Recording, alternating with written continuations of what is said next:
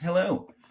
The purpose of this training is to show you some functionality in Google Forms that you may not yet be aware of that are really exciting possibilities for student learning. And so this one is a quiz that I've already created. I'm going to go in, we're going to take the quiz so that you can see the functionality from the student perspective. And then I'm going to go in and show you how you can do it yourself for kids. So I'm going to click on fill out form as the student. Now, this is actually a form that I created for an adult learning experience, but the same functionality exists for kids. So I'm just going to type in an answer so that you can see. You see the little red asterisk there? That just shows that it's a required question. Put la, la, la. And you'll notice here also that I can give a little prompt to give additional information if I want to focus a student's attention. And then I'm going to submit.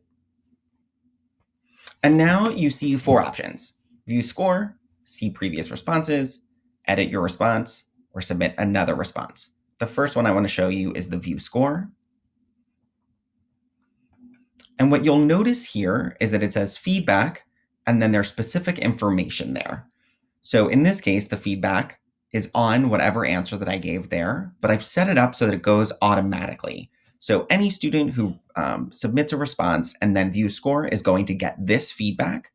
And you also have the ability to embed a video from YouTube, which you can watch directly within this form. So it's not going to take me somewhere different. So you can see, I'll play it briefly. I was told that Monday that the president. And so one way that you might use this is that if you want a student to deepen her knowledge directly within that, or you want her to review a concept, you can just link in a video directly. Another thing that you can link in is a link to a website.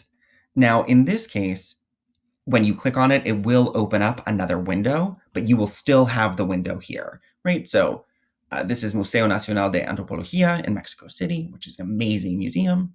You'll see that that opens a new window, but then I can go straight back to the one that I was on before. So I'm going to close that window now. Or you can just give straight feedback there, right? That doesn't actually have any additional information. But the way that you can do this, or the reason that you would do this, is to provide students with immediate feedback on their response. You might give them a prompt to revise their work or provide additional information. So now I'm going to close that. Another option that I have is to see previous responses. Now, what previous responses does is anyone who has submitted this, I can see those responses. And so this might work if in the moment in class, I want students to put down their thinking and then submit it, and then have other students synthesize that thinking, then they can do that here. You can also turn this off, because if this were a legit quiz, then I probably wouldn't want students to be able to see other students' responses right in that moment. But lots of times you would want them to be able to do that and synthesize. So rather than having them, for example, write it in the chat, they could write it in the form, and then it's all captured here for you. This also gives you the ability to see students' responses in real time. Now, another option, of course, for the student is to edit the response. And so it just goes to my original one. And let's say that I looked at, I watched the video, I went to the link, and now I have more. So it used to be la, and now it's la, la, la, la, la. And then I can submit it again. Or what I can do is to submit another response, which just gives me an entirely fresh sheet. So now I'm going to close this, and I'm going to move over to a model to show you how I can do that. So I just named this model tool. And then when I go up to settings,